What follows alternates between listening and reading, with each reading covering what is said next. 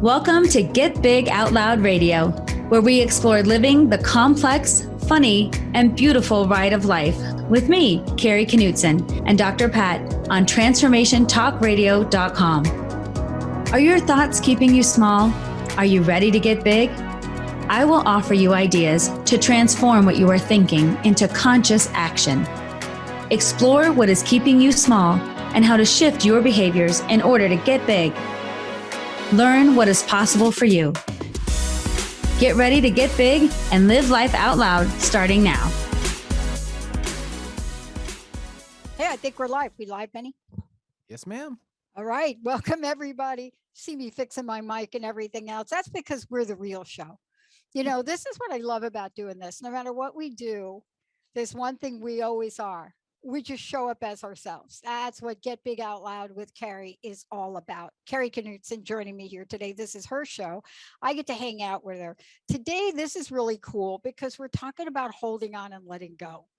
And before we came on, I was just sort of whining a little bit, but not maybe whining a little bit about today. I'm going to have to leave a little bit early to go back home, because my backyard, which is usually green, like with the grass this time of year, is like this beautiful rust color, like this beautiful brown rust color, because I've not had this happen before. I lived in a different house. So the cedar trees, correct me, Benny or Jacob, if I'm wrong about this, or Olivia, you can type it in chat. These trees, like the one I got right out there, they get brown. They have these brown leaves, and then the tree lets go and lets them drop. And they drop the dead stuff because they're brown. They're not green. And in the Pacific Northwest, this is an evergreen. So it's not going to be like the trees over here in this window. It's like the trees here. It's evergreen, but it has a beautiful way of letting go. Now, good news is, they're beautiful all year long. I have a beautiful backyard.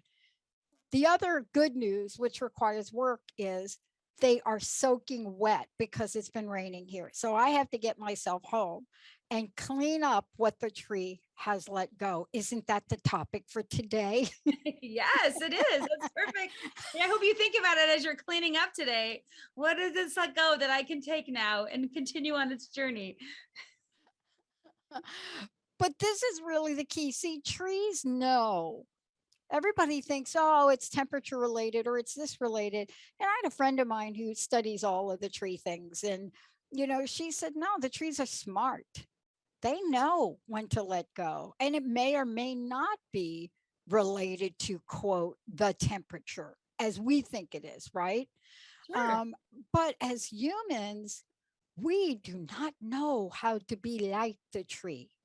Well, that's why when I thought about talking today, the idea of trees, and it's perfect because it's fall. Most people can relate to fall, well, except for our southern friends, right? Who like have similar season all the time. But we know the idea of fall, right? And the whole thing around when to hold on and when to let go. And I think the tree analogy is so perfect because when you see trees, especially now, I'm in Colorado, some of them are still fully holding on because we haven't had a big storm yet, right? Changing colors, and others have them dumped their leaves. And I kept thinking about this month, how do they know when to hold on and when to let go? And then how could we translate that into us? How do we know what to hold on to and what to let go of and when to do it? And I think that's such a human struggle. So I wanted to use that analogy, especially now is the perfect time of year to think about holding on to things and letting go. And how do we know, right? How do we make it possible? And with a tree, a lot of things I've noticed, like when the leaves finally do come off the tree is able to store its energy, its core energy, and prepare. It may not look like it's doing much, but it's preparing and it's resting and it's getting ready, and there's growth going on, even though we can't see it. It made me think about humans too. When is there a time to let go and store your energy and prepare, right? And what keeps us strong? So a lot of things to talk about today, but the tree is central. Okay. The tree is central. All right. So, okay, where do we want to start? Okay, so let's talk about this idea of identity. If you could just give us a rundown through this, and let me just tell you why. Um, I I work with women in addiction and alcoholism and addiction recovery. And one of the ladies that is a member of NA, Narcotics Anonymous, in case people don't know, that's the drug part of 12 steps. She said to me, I'm like Rue in the series Euphoria. Now, what does that mean to me when you're sponsoring somebody in a program that says, if you want to know me, I'm like Rue? So who do you think binged watched the entire season of Euphoria over the weekend? Now, I binge watched it because I was online working on a whole bunch of technology things.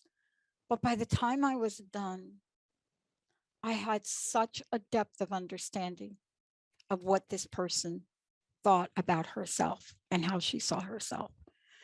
Can you talk about this? Can you talk about personal identity from your perspective? Yes. And I think understanding the topic of holding on and letting go is rooted in our personal identity. And we need, sometimes when we talk about letting go, it's like, I should just let go of everything. And I should just be, ready for that. And I often say, no, there's some things we need to hold on to for sure.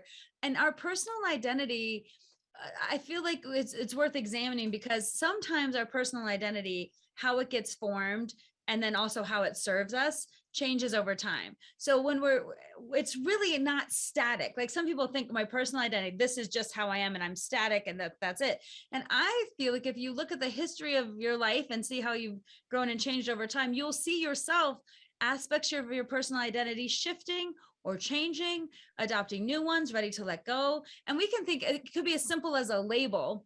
Like when we're in school, we're a student, then we're a worker. And then maybe some of us really have a personal identity to attach to our work titles, right? Because if I'm a doctor or a therapist or whatever, like we have identities around that, or maybe becoming a mother, right? To me, that was a big identity shift. But really, the reason it's important to think about your identity, sometimes we have parts of our identity that no longer serve us, but we act like it is the label of who we are is what we are. So the totality of it all, like if I never finished school, let's say, then I feel like I'm a failure, then I am a failure, right? Or if I cannot achieve something in my life, like let's say I've always been in debt and it's been hard to get out of it, and I'm a person who struggles, I'm a person who struggles with money, and that mantra becomes like that. A lot of us too, with our weight and our health, like if I'm overweight, that's how I am, that's how I'll always be. And we identify ourselves in these ways that don't serve us or our growth. Yeah. But because sometimes our personal identity is so ingrained, either internally, right, or externally, people say, why do you think you can do that? You'll never be able to do that. Or, no one in our family ever did. Like we get these external things as well. So sometimes it's the external forces of what the society says, who we're supposed to be, or what we can achieve. Then we have the internal. And what I feel like is sometimes our personal identity needs an audit, right? And we need to say, what things that I'm believing about myself may no longer be true for me? What things are no longer serving me in this moment? What if I could adapt a different kind of identity that could move me along? What am I ready to let go of? Right. And we have, those are some really big questions. So it's not like something you wake up one morning and be like, I'm ready just to let it go. Right. I feel like that's why the analogy of the tree, there's a time and a space and a season, but you have to be willing to stand in that moment to say, let me look at myself right now in this time and space, not with criticism, but with curiosity. Right? What and to speak to the other side of this too, some things about me are awesome. I want to hold on to my, let's say if I'm a really tenacious person and loves my willingness to engage with all kinds of people and work hard and love hard and have empathy, those are parts of my personal identity that I'm proud of, right? And those are parts that I continue to want to grow and explore. So I feel like, baby with the bathwater, sometimes when we want to make a change, it's because it's all wrong or it's all bad. And I think it's important to weigh both sides. There's some things you should definitely hold on to. And there's some definitely things in a time and space and season that you're probably ready to ease out of. And Yeah. that's personal identity to me in a nutshell, that it's not static. It is flexible and changing, but you are the creator of the change in your identity. You're the decider, I guess, in terms of I'm deciding what fits my identity now and what doesn't. Yeah. And what's interesting is I live in the Pacific Northwest. You live in the Denver area, right? Correct. And so we live in two different places of the world. Yet what we know is that here we go through seasons, and every season, depending upon where you live, has a change. Now, if you're my buddy Mark Anthony and you're down there in Florida, then what? You're putting on a sweater. But if you're in Denver or Colorado, where one of our hosts just moved to a place in Colorado, then this is a different winter for you. Mhm. If you're here in the Pacific Northwest and it is this time of year, and you could see the sun coming in on this side, what you know is that this is a beautiful day all of a sudden that I didn't expect, but we knew it just rained for 6 days, horrific flooding over the weekend. I almost couldn't get home from the office. Oh. And yet it'll start raining again tomorrow. But these are changes that kind of drive you to thinking about how you're going to live your life. Are you Mhm. going to let go of every single thing you want to do outside because it rains? Well, don't move to the Pacific Northwest. Wiser words were never spoken, right? Just don't move here. If you come here in the summer and you're thinking, no. But let's talk about this from a perspective of our lives, because there are some things, just like you talked about the tree, there are some things personal to our identity, which are positive, and then there are others that don't serve us anymore. This is the trick. Like my mama used to say when she would sing that, like, Kenny Rogers song, I think it was, you got to know when to hold them and know when to fold them. Mhm. And isn't that the life lesson though? Yes, and that is the push pull, right? And that is the finding harmony within ourselves to know what we're holding on to and know how and when to let go. And that's why I think a lot of times when people, like in my line of work as a therapist, a lot of people feel like I need to change everything about my life, like everything's wrong and everything, like they might come in a crisis, or one part of their life is overtaking other parts, and we forget our strengths. We forget what's right about us, right? Yeah. And what I find in my work with people is what makes it harder to let go and to change is this overwhelming sense of negativity and judgment about what is wrong with you instead of what is right with you. And so I think if you can look at personal identity as starting out with what's right with me, what do I like about myself, what am I rooted in that really fits, then when you're looking to let go and the push pull of that, you can look again with curiosity and compassion to say, without judgment, what things are no longer serving me? Yeah. What labels do I no longer want in my life? Or how am I going to choose to gracefully let this either part of my life go, right? Or part of my identity that no longer really matches me? Or am I going to have the courage to say, even if society says you should feel this way about yourself, I'm going to say, well, I don't.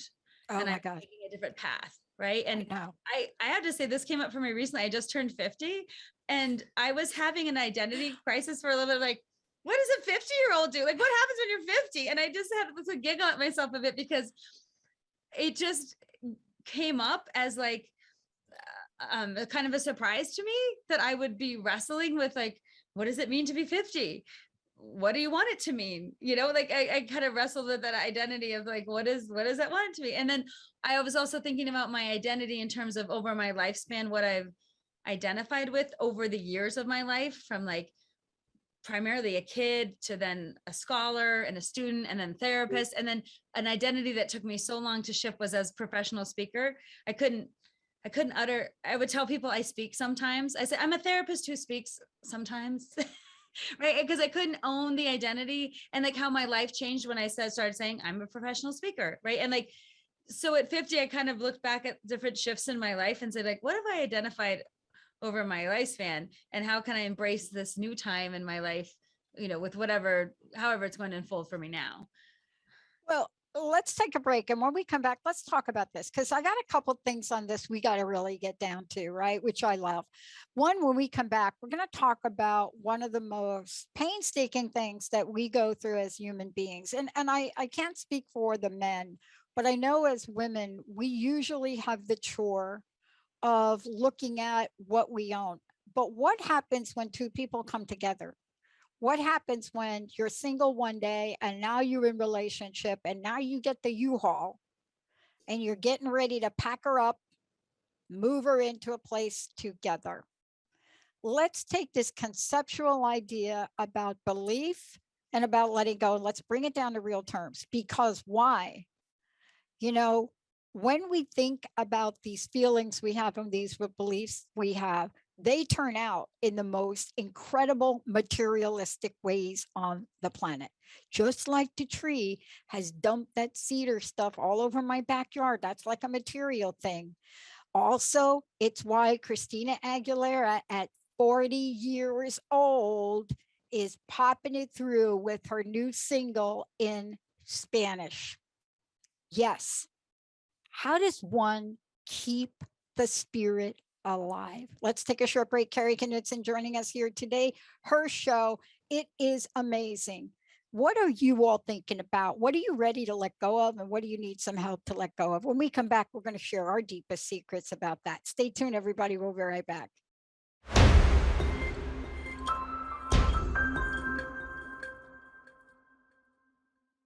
Hey, everybody, welcome back. So great to have all of you tune us in and turn us on. You're listening to Get Big Out Loud with Kari Knutson. Kari, before we roll on, look, you are somebody, you're out in the world, you're working with young people, you do these amazing, funny things. You're a professional speaker, a storyteller, counselor, mother. Benny, we have not seen her do the closet rap artist thing, so we gotta get that for the next show. We got to get the rap for the next show. All I need is a backbeat and a topic. That's all I need. That is the topic. She's already spitting some confidence right there. I think she's got it. So that's going to be the name of our new show, right? Spitting some confidence. Yeah, that's what we're saying. Not bad. That's what I love that. Ooh, I love I just that. came up with it. The topic for our next show. But look, you are in the world. Look, you've been up in front of a one-woman storytelling show. You call yourself, and honestly, I'm getting a hot flash even just saying it right now, a chronic extrovert. Now, imagine doing a show, chronic extrovert meets chronic introvert. That's us right here today. But we're taking on the letting go thing. How do people find out more about you, everything you're up to? Because you are like, got it going on. How do we do that? You can find me on any social media handle at knutsonspeaks.com or Instagram or Facebook at Knutson Speaks. It's KNUTSON. And really everything I'm trying to put out in the world, whether it's through my storytelling show or this podcast or my coaching or my presentations, it's all about applied psychology, how we connect with people, our human relationships, tangible ways to think a little differently about what's going on. And so I think no matter what the venue is, I'm really excited about connecting with people. And that's my chronic extrovertness, I think, coming out is I love people. I love to be with them. I love their ideas. I love to hear about their different perspectives. And I think that's fueled a lot of my business because I get to be with so many different people and really grow from those experiences. So I love everything that I get to do is in alignment with my values and what I'm excited about doing. Now, look, I want to go back to this because I mentioned ex-Tina. I have been a Christina Aguilera fan. Benny will tell you. We're actually in her bio. Crust busting is in her bio because we gave her an award back in the day for her album Stripped. I mean, that was the most, how should I say it, bold set of lyrics and music about women and about people of the LGBTQ community and about people of color to come along in a really long time. So now she comes out, this former all new Mickey Mouse Club alum. Now she comes out and I'm not kidding, Nobody's going to tell her you're 40, don't do this. It's just not going to happen, right? And Mhm. now she comes out and drops a single with two other women, and it is a single that it pays homage to women. So this is a woman that has stayed true. Go back, did that album contrary to her label. Her label's like, no, you can't do it. No. And she's like, yes, I'm going to do it. And now she's back full circle in just an amazing song that pays homage to women. And it's called For My Girls, but it's Spanish, right? Pa mis muchachas. And, there we go with that. Stay true to oneself. Now, here's the question for you. This is a woman, just like you and me, and she faces what you and me face. She may be ex-Tina, so what? Doesn't matter. But we have to make decisions every day on what to hold on to, what's going to support who we are and what's not. For her to come full circle, right? 20 years later, and still be talking about what's important to her. She has not missed a beat. So how do you and I do that? And how do we help our listeners do that? Well, I see how you're inspired by that right now, Dr. Pat. Like you are inspired by someone else showing up, right? And kind of in my mind, I don't know as much about Christina Aguilera as obviously as you do, but from what you're telling me, it seems like she started off one way, reinvented herself, came back, stood firm, is making something now that is really authentically her and showing up in the world with that. And you're loving it. Is that right? And she's admitting this, just like the rest of us. Oh, by the way, how do you feel about that, Christina? She says, about writing in Spanish? Oh, intimidating and scary. Yes, right? Aren't we talking about letting go of the stuff that is just holding us back from being all we can be?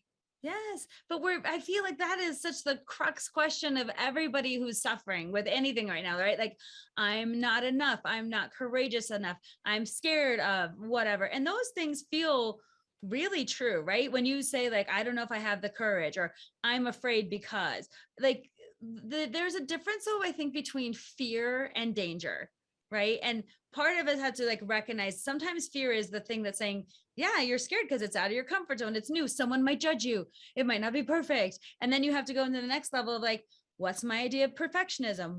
Who am I trying to please? Why does this have to be for somebody else and not me? Like, so it takes a few layers of thinking to get, I think, to the point where you're like, I'm going to do it anyway, right? Despite what other people might judge me for. And I think the judgment of other people really keeps us small, because it's either who is she to do that? Who does she think she is? Right. Or if it's not perfect and it's, let's say you fail, the judgment of failure, or I say, and very rarely do I see anyone full out fail at something. I see where it could have been better, or where like they might do it different next time. But even when I think about my own idea to do a show, a one-woman storytelling show, and I was talking to a good friend of mine named Laura, and I was like, I'm so scared to do this show. And she's like, what, all you do is talk in front of people. Oh, that's your job. And now you're scared to do a show. I'm like, no, but because it's about me. Yeah. It's about me. So people could judge my stories and me. When I talk about psychology, it's someone else. So they can judge, whoever they want. I mean, don't judge Carl Rogers because he's the father. But I mean, you can judge anyone you want. Let's judge Freud, okay? But then the judgment. Yeah, let's judge Freud. We can do that. He gets all the show.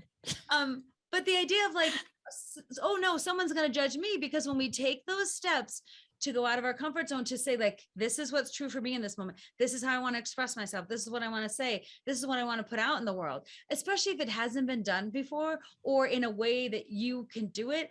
I think that the judgment piece gets so wrapped up, and fear goes along with that, right? So when we see people do it anyway, like deal with their fear and deal with their judgment, we get inspired, right? Like just like you are now with Christina doing it. And you may be inspired to do something else that's not release a Spanish language single, right? My God. Tell me how many times I've had to face my fear in the last month. about things that I'm planning and things that I'm doing. I mean, honestly, we could do a whole nother show on that. But here's the thing now. Kids are buying this t-shirt all over the place now. They're just, it's a mantra. It's from okay, Benny, I have to mention it again, because just saying right here, Kari just brought up fear. So I'm just saying, in the movie Dune, it's the litany. It is now the t-shirt everybody's getting. Fear is the mind killer. And there's a litany that comes out of that movie. And it's from the author of the book Dune.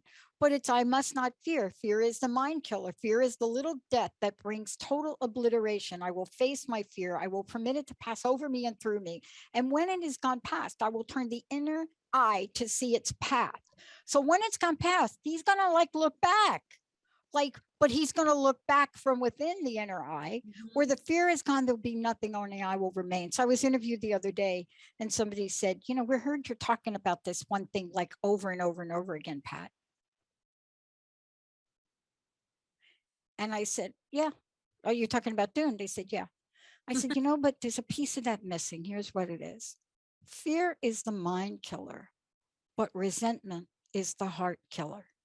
You see, resentment is the number one offender. It is the thing. You jump in here now, please. It will be the thing. So you got your mind going and you're past the fear, but resentment will have you hold on to those divorce papers for a year. Hello. Go ahead, Kari. Hello. See, resentment is interesting because I feel like resentment, you've just opened a big box right there. Resentment is interesting, right? Because it's easy to say, I resent you because you didn't let me, and I resent you because I can never do this. And part of, I think, owning our identity is this idea of, how do I deal with my resentments? Do I need, as I'm learning things, right, and traveling on, how do I set boundaries that work for me so I don't build resentment? How do I also not give so much of my control away to other people, right?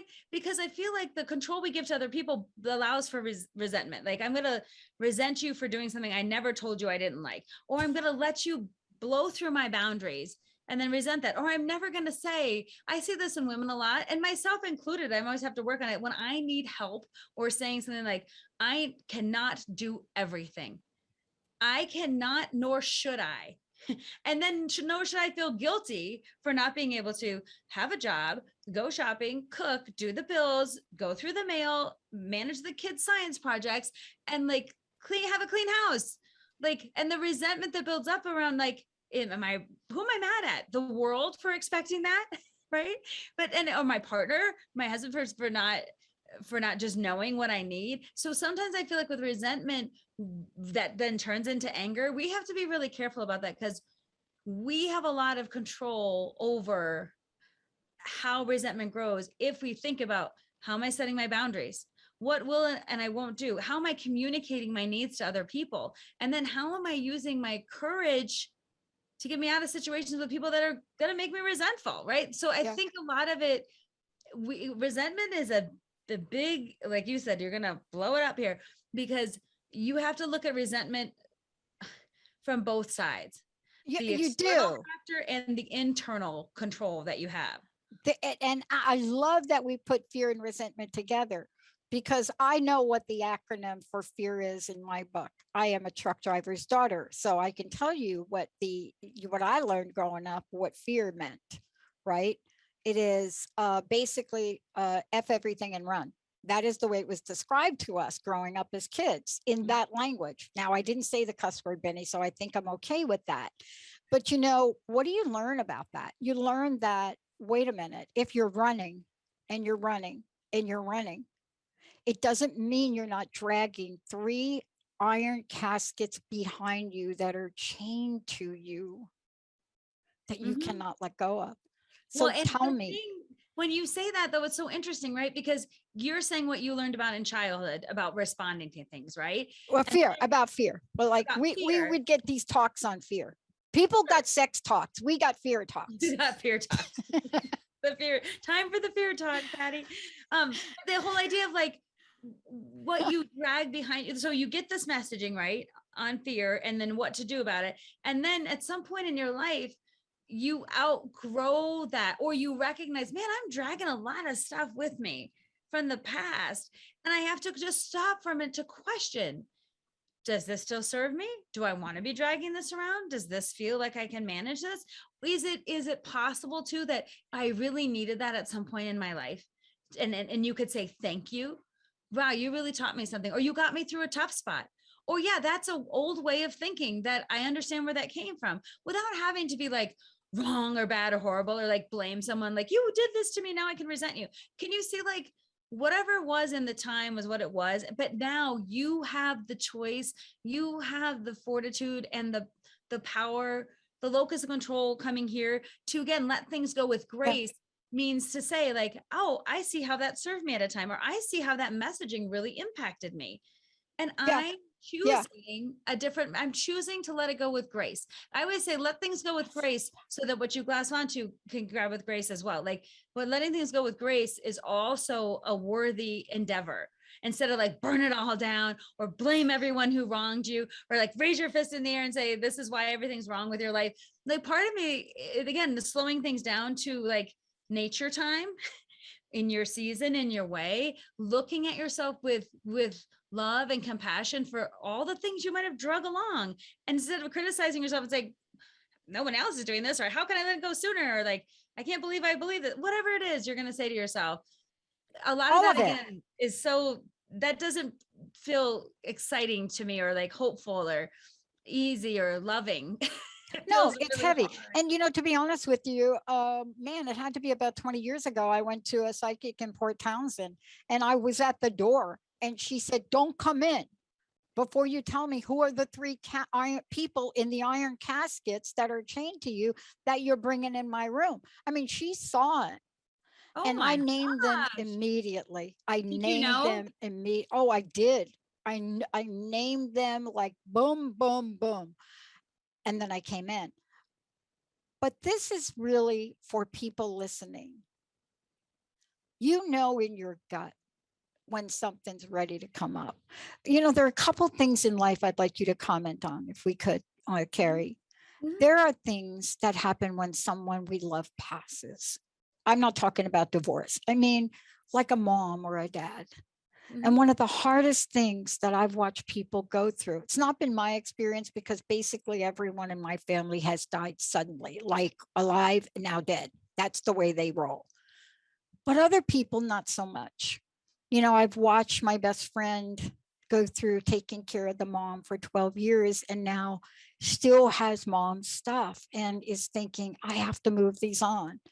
Mm-hmm. And see, this is another part of this. See, when the heart hurts, not in a bad way. You see, we always think letting go has got to be bad, but the heart hurts. Right. And we still have to let go, right? But we can let go, as you said, to coin your phrase, with grace. Tell us what that looks like, Kari. Well, I think it's interesting that you bring up death around that, because it's a very easy way to think about. Most people have some experience with death in some way, where you feel like, oh, I have to really struggle with, like, what does it mean to let go of this person physically, emotionally, their possessions, what they meant to me in my life, who I am without them, how I feel in this moment because of this change that has happened to me, and our expectations too of ourselves around grieving. Like, are we doing it right? Are we doing it for too long? How, like, what should we be sad about or not? Like, it's funny, because I think death brings up a lot around how we let go with grace, right? But it's always conflicted with a lot of emotion. And again, sometimes we diminish that emotion, which keeps us from letting go gracefully, because we either, I shouldn't feel this way, or let's say, like, we have conflicting emotions. Like, I'm thinking for myself around death, sometimes feeling like so much sadness, but then anger. And those conflicting emotions of like, that, and but that's part of, like, in the moment, letting yourself be like, oh, I'm having these conflicting feelings, instead of like pushing them away, wishing them to be different, judging yourself. Part of letting go with grace is acknowledging all the things, right? Without judgment, but with curiosity. Right. And saying, in my season, like, it's interesting for me, because when I think about this, the idea of letting go of things, my dad passed a few years ago, and I've been thinking about gradually over the last 4 years, I've gotten rid of different possessions of him. Right. And at some point, those possessions were so important to me. And over time, I've been able to be like, this book is not my dad. This thing is not my dad. Right. Yeah. But I think about what's interesting, what remains now after 4 years is a picture of him that I love playing piano and his accordion. And I kept thinking, what's the summary of of his life to me, or these things that I have of him in my presence that I don't want to let go of, because those things ground me. Now I can look at them with joy. And for a while, I couldn't even look at a picture, right? It would just send me into, but I'm seeing myself change, and I'm acknowledging that I'm changing. And I'm also acknowledging like that I needed help in that too. I had to have a friend who has an organizing business come and take a garage full of stuff away.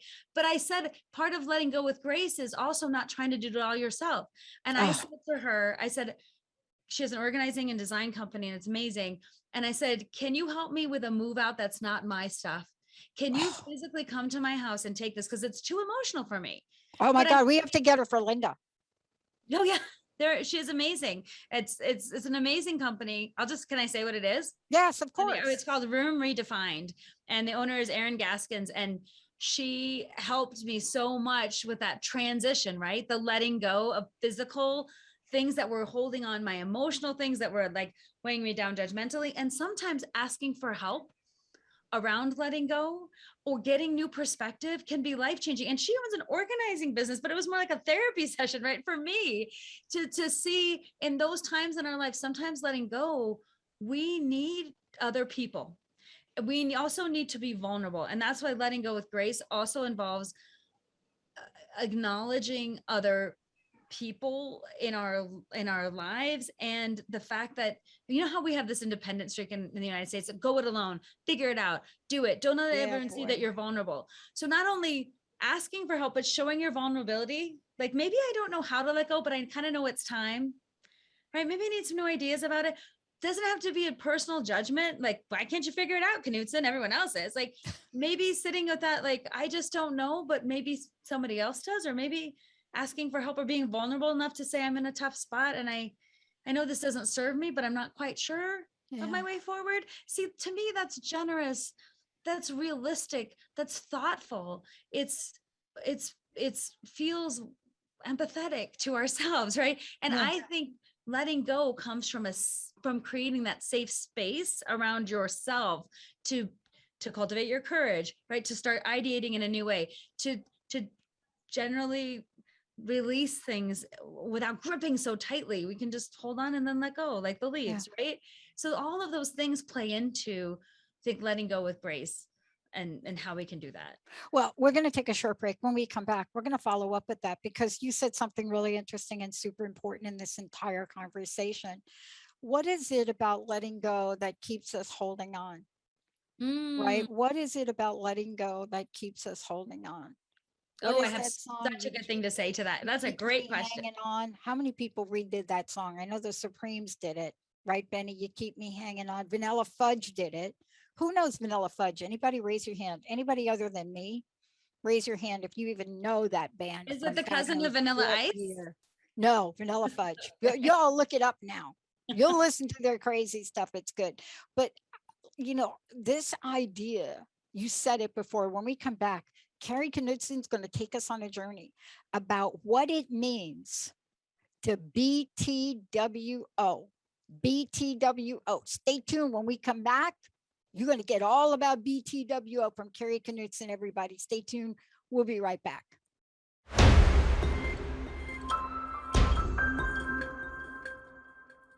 That's it. You keep me hanging on, right? Like, you don't really want me, but you keep me hanging on. That's going to trigger a few things right there. Benny, thank you.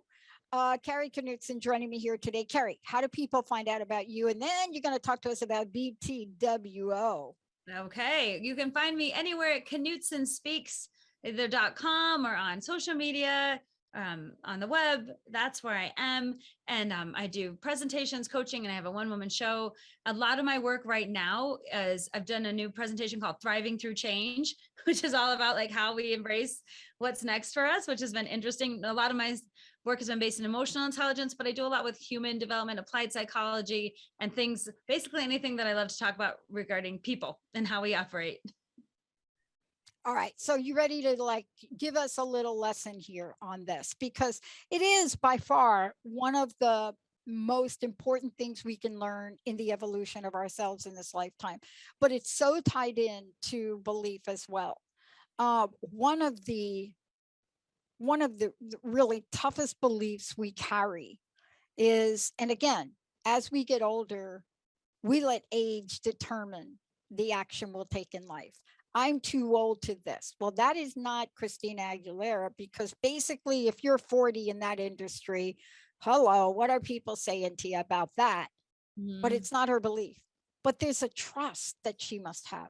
And if you look up the definition of trust and you take it to where you are, this is what you're going to tell us about right now. You ready? This is to tell us about BTWO, building trust with ourselves, building that thing, that firm belief in the reality and reliability of truth, ability, and strength of someone or something. And in this case, ourselves. Take it away. Wow, what a setup. You've like hit it. I'm ready to hit it out of the park now. Thanks for the pitch. I love it. But yes, building trust with ourselves, that is the primary, I feel like the primary lesson of life as we move forward. When we can trust ourselves, that really speaks to our growth, right? Because I feel like when you think of the idea of trust, a lot of us look externally for validation or recommendations. What should I do? Where should I go? What should I do? Who should I be? According to you, outside sources. And I feel like we're taught from a young age not to trust ourselves or not to listen to ourselves, and that we're in a process as we grow of how do I bring back trust in terms of my preferences, my opinions, who I want to be, how I want to show up in the world. How do I build trust with myself to show up for myself? Right? To not judge myself or criticize myself. How do I build a trusting relationship with myself so I can show up however I am to me? And this is what I mean by that. That might seem a little convoluted, but I feel like a lot of us have these personas and we put things out to the world and like everything's fine, everything's good. I'm busy just like everyone else is, and I have my same set of complaints like everyone else is. But then underneath, what we do when we don't acknowledge our truths, like I'm suffering right now, I'm having a hard time, or I'm in a difficult situation, or I'm actually really in a good place, but I don't want to say anything because nobody wants to hear that, right? So whatever it is, I feel like sometimes we have this duality of our existence where we project one thing and then we live another on the inside. And that also with the things that we do that breach our trust with ourselves is when we tell ourselves things are so critical, right? That it's hard to trust our own mind sometimes. So let's say when we're trying to take a risk and put ourselves out there, that's like our best selves, like trusting and I will do my best and things will go my way. And then let's say the critic in you is like, why did you think you could do that? That's the stupidest thing I ever heard. Of course you're going to fail because you're too old, fat, insecure, you don't have the right degree, whatever you're going to say, whatever, a million judgments, right? So that's a breach then from the self, that the little part that we need to protect. That's like, I'm going to try this. I trust that I can. And I'm going out with courage. I feel like that little part is like this. And then the other voice comes in like, and how does that voice feel safe to trust itself to try again? Right? When those things are within your brain, right? Playing a game. And if you don't bring consciousness to it, the louder voice is the voice of criticism, the voice of doubt, the voice of fear, the voice of anger, the voice of otherness. And all that voice, those voices are so much louder than the little voice of trust that says, I believe in myself. I'm safe. I can try this. It's okay. I don't have to be perfect. I'm willing to change. I want to change. I know who I am and I know where I want to be. Like that's a softer, quieter, more steady voice, but it doesn't it's not throwing a party up here like these guys are loud, like the loud guys are going to get kicked out. That's why I think we need to quiet ourselves. And why I feel like we can learn a lot from nature and the cycles of our lives, being quiet, coming in, listening to that voice that knows what's true for us, and building trust within ourselves. So when those other voices come in, that you can say that that's not true for me right now, or I used to believe that, but I don't, or that doesn't serve me any longer, or shh, I'm trying to do something here. I love this. I'm going to give you an example. You comment on it, and I'm going to make it really quick. I bought a device, piece of exercise equipment a couple of months ago, and I did a lot of research, and I got a max fit trainer, not an elliptical and not a stair stepper in between. When I bought it, I was 1,000,000% clear, and put it together, got it set up. And all of a sudden, I start to get the belief it's too hard. I can't do it. And it took me 8 weeks to figure out that was a belief I had. Now, sometimes quickly, sometimes slowly, but here we are. How do we help people today? First of all, awareness is number one. Number two is take action to change it, right? Sure. With kindness and compassion to yourself, because courage isn't, to me, courage is like a short-lived match when you're like, I'm going to be courageous and just do it, versus like the slow burn, right, of thoughtfulness, going into yourself, deciding, making a decision for yourself, realizing your identity doesn't have to be so kind of strict, or like when you think about how it can be fluid. Like, I love the idea of bamboo is strong but flexible. And I feel like that's how we have to be too. The parts of ourselves that we lean into, that we know we can depend on, the strong, and the flexibility to shift and make changes, right? But it all has to be done through the lens of empathy, love, encouragement, support. It cannot be done through criticism and fear.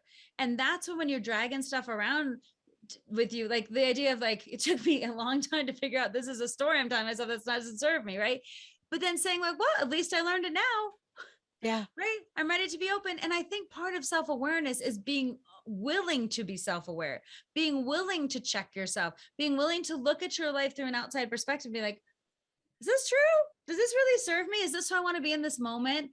And yes, fear and judgment. I see you, right? But I come into this place, I'm trust in my highest good in myself, and whatever it is you want to call it, intuition, that voice, everyone has a different word for it. But I do think cultivating that is like the root of the tree, right? And the base of it, that no matter what's going on over here, you know who you are, and you have the courage to show up, right? You have the courage to let things go. You have the courage to rebloom. You have the courage to be all sassy and show off your fall colors, right? And then you start again, right? But that comes from a base of something.